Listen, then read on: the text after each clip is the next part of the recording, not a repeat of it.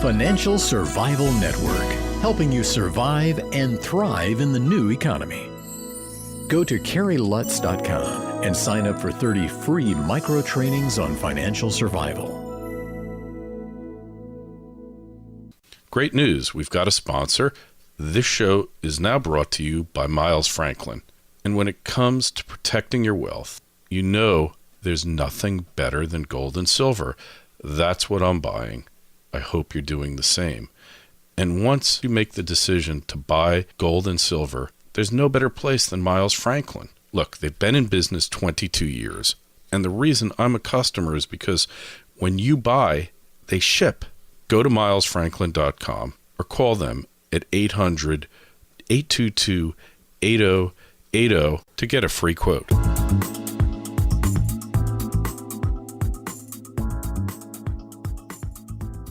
1490 WGCH. This is Carrie Lutz. You're listening to the Financial Survival Network. If you've listened to the show before, you know that we have an ongoing debate about the proper role and function of government. And with me now is Mark Skousen. He's head of FreedomFest, the creator, and he's got some definite views. He's written books and put a lot of thought and effort into figuring out that issue.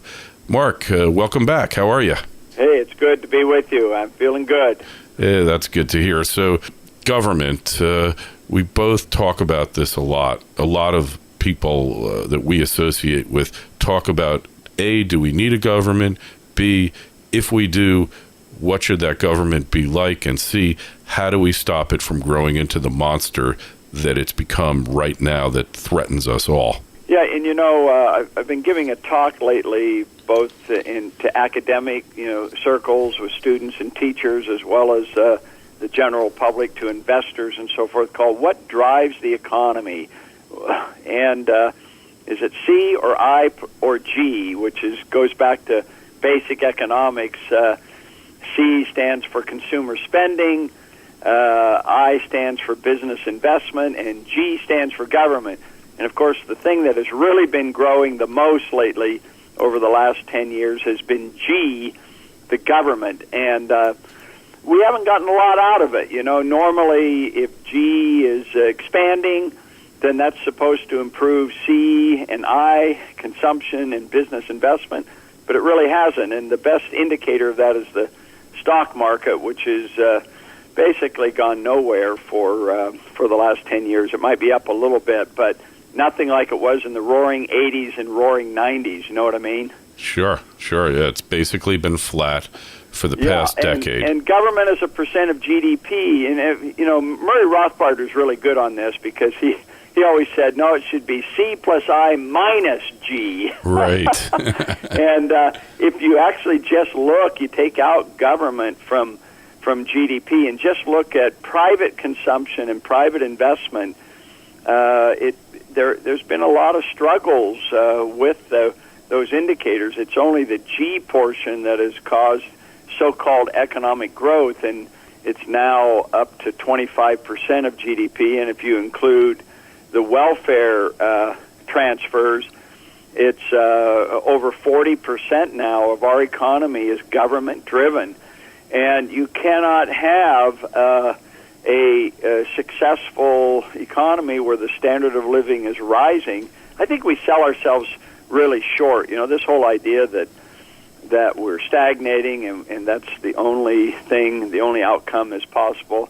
I'm one of those bright optimists like Ben Franklin and Steve Jobs, to take two Americans over the last 200 years, who are really optimistic about what technology can offer us. And one of the things we're doing at FreedomFest is really focusing on science and technology and the tremendous potential that we have if government would just get out of the way.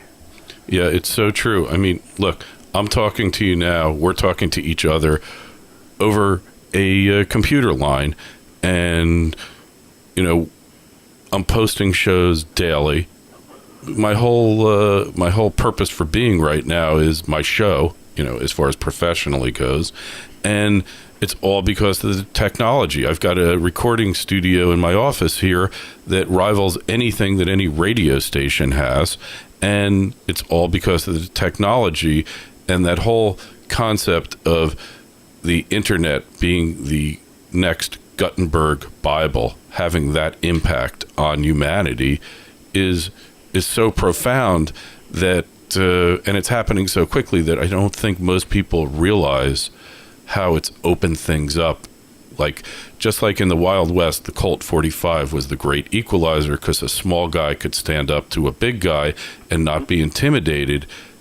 In the internet, it allows the people to stand up to the power elites that are out there and be heard. It's an amazing thing, isn't it? Yeah, it is. And you know, one of the disappointments in my mind is we had last year Peter Thiel, the billionaire, who is the early investor of Facebook and so forth, who's a real technology wizard, and he downplays this whole thing. You know, he thinks we're in a great stagnation, and following Tyler Cowen at George Mason University. We had a big debate last year at FreedomFest between Peter Thiel and George Gilder on this technology, this whole technology debate, and I'm more in the George Gilder camp, that this really is a breakthrough technology. And I use the examples, you know, I write a lot of books, and the e-book phenomenon is really interesting because that it's dropping the cost of going to school. Take these textbooks, for example. Yeah. Almost all the textbooks are going to e-textbooks now. And so instead of having this paperback or hardback textbook that is 1,000 pages long and costs $150, now it's down to $30 or $40 on the e-textbooks. You can see how that's going to dramatically change. And I actually did a whole course, an e-course on personal finance for Grantham University, an online university. I did the entire course, including the reading materials, all by doing Google search and finding books in a PDF file, like Richest Man in Babylon, for people to read, and totally free. None of the students have to pay anything for books because they can download the whole thing from the internet. Wow. You know, that is remarkable, and actually did a segment on that because a guy by the name of Richard F. Miniter put forth the proposition that due to the Kindle and the availability of online ebooks, free material, that eventually the public school teacher is going the way of the buggy whip, because it's going to go back to the tutorial model, where that's how the rich educated their children in the Middle Ages. And to hear you say it now that, hey, you can have entire courses. And one thing you didn't mention is that 1,000-page textbook, the day it comes out, is obsolete, can't be updated, it is static. And yet the books that can be produced now, multimedia. So instead of just reading about the pyramids and seeing a couple of pictures of some tombs and sarcophagi, you can actually click the button and go for a tour, a guided tour through the pyramid. That is much more experiential and a much more fuller experience, right? Well, it is compared to reading it, but I've actually been to the pyramids and gone down into the tunnels and seen things myself, and there really is no substitute for that personal experience. But it's costly to get on a plane and go through all the expenses and so forth, and there's always a trade-off in that respect. And I might say that I think libertarians in general love this internet stuff and the blogging and listening. You know, you said you had downloaded a million on your webcast, right. A million viewers and stuff like that. But one of the reasons I started FreedomFest was because I felt there still is this need, and it really is been borne out at our conference in terms of the quotes that we get from people who have experienced it. The reason we come together, I felt the need that we need to physically come together we still need that meet and greet and to see the sparkle in each other's eyes, to say, wow, there are other people out there that think as I do, rather than somebody who's reading a blog and you kind of feel that. But until you actually meet the readers, meet the authors, and engage with them one-on-one directly, I think you're missing out on something. So the new technology is great and everything, but we still need to meet and come together and energize, just kind of reconnect, if you will. And I get that feeling when we talk. I mean, we had 2,400 people there last year, and it's just an incredible buzz that I have a hard time explaining. Well, you've been there. Sure. So you know what I'm talking about. When you walk in that exhibit hall and you see all the freedom organizations and Reason and Cato and Heritage and Fee and Goldwater and the Laissez-Faire bookstore and all of these people, it just kind of blows you away.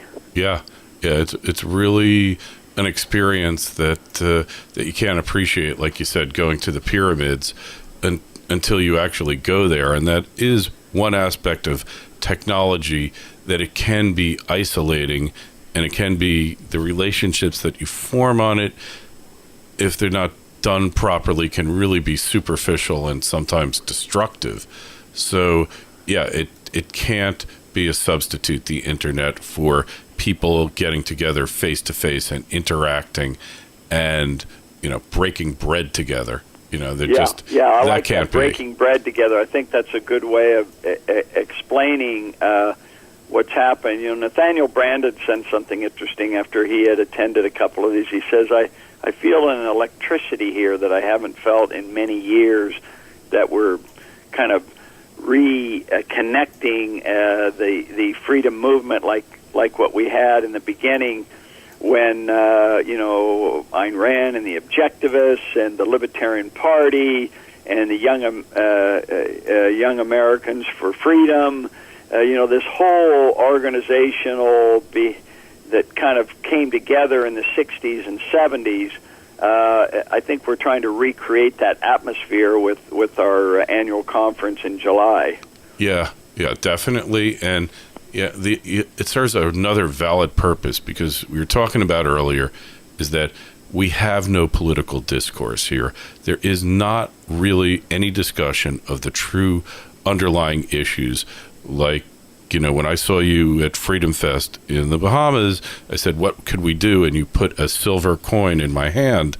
There's no discussion of what money should be, how much of it should be out there, whether it should be based on a gold standard, silver, or a fixed. The true issues, the important issues, aren't getting discussed. And yes, we've had violent and heavy vitriol in the American political scene. Go back to Hamilton against Jefferson right after the founding of the Republic, but they actually were having a debate. It was not pretty, but it was a really important debate, which is the debate we need to have, which is, what is the proper role of government? Okay, so it's necessary and proper to collect duties.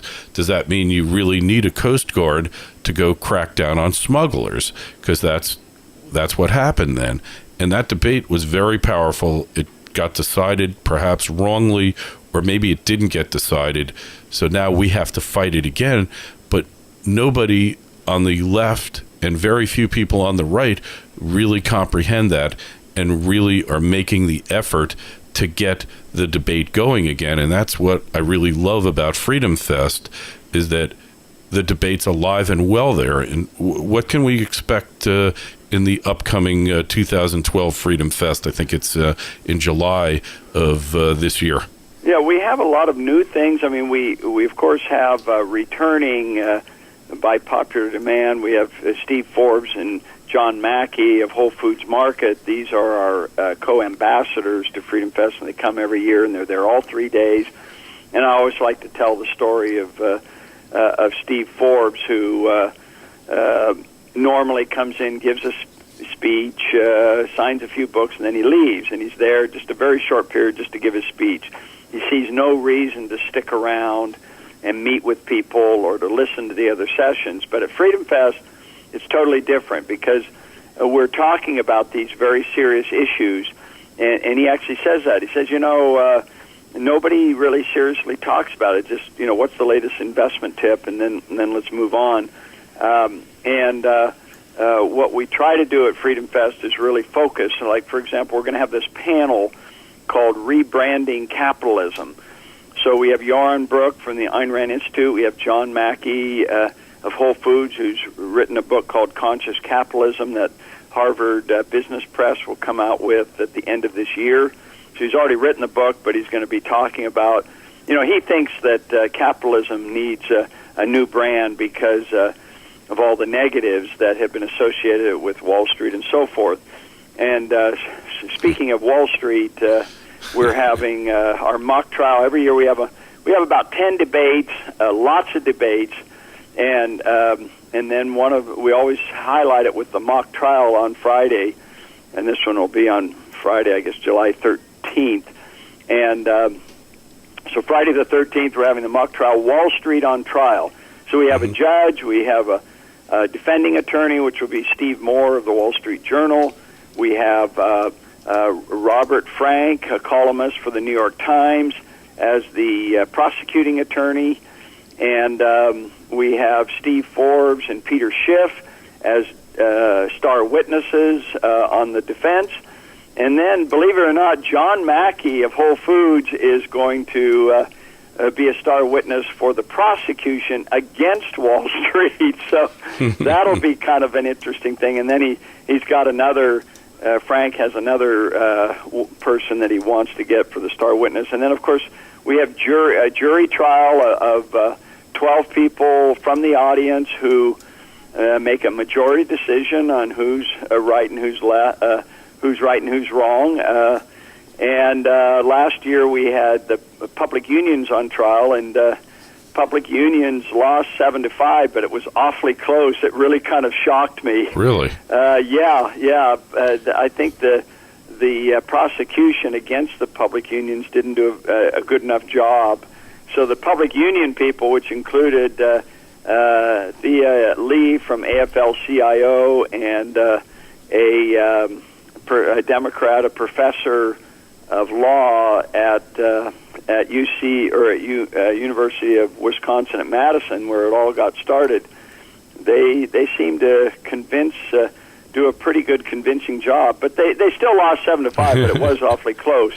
So you never know at these mock trials what the bottom line will be, and the cross currents of political thinking about Wall Street, because I think there is some stuff on Wall Street that you can criticize on how it was handled, and their crony capitalism going to Wall Street going to Washington, D.C. to get bailed out. And that's what John Mackey is objecting to, I'm sure, in his witness of the mock trial. The other thing we're going to do is you'll like this, we're having a mock constitutional convention. And as you know, lots of conservatives and libertarians are talking about, we should have another constitutional convention, and the government's gotten out of hand, it's too big, so we need a new constitution that will really truly limit the control of government. And of course, we're actually going to do this. So we're going to have a session, which the first session, and everyone who attends this session will be a voting delegate. So they will get to vote, and we will have, the first session will be a criticism of the pros and cons of the Constitution as it now stands. And then the second session will be actually amendments to the Constitution that an individual can propose, and you need to get two-thirds support for it. So they got to raise their hand, two-thirds support for it to pass. And then after the Constitutional Convention, we'll have the president of the Constitutional Convention, and we're still trying to decide who's that. We've invited Larry Arnn of Hillsdale College to be the president, but he hasn't confirmed yet. But that person will report to the entire body on what changes we would make to the Constitution. So I think that'll be kind of a pretty fun discussion as well. So we have a lot of really interesting things at this year's Freedom Fest. And I should mention to your listeners that if they want to sign up, that our early bird special does end on March 15th. I'm not sure when this will be broadcast, but hopefully before next week. Is that correct? Oh, yeah. It'll be out today on March 8th. March 8th, so you got a week to take advantage to be the early bird. $100 off per person or $200 off per couple. So you pay $395 per person or $595 per couple. That's the discounted price if they call before the Ides of March, if they give Tammy Holland a car. If they just go to freedomfest.com, they can get all the details on how to register online, or they can call Tammy Holland on her 800 number and get that information. All right. Great talking to you, Mark. Looking forward to this year's Freedom Fest. It's going to be a lot of fun, and it sounds like there's some really great things cooked up. So, hey, I'll be seeing you there. You be well, and we'll have you on again soon. All right, Kerry. Thanks a lot. All right. Take care. All right. Bye-bye.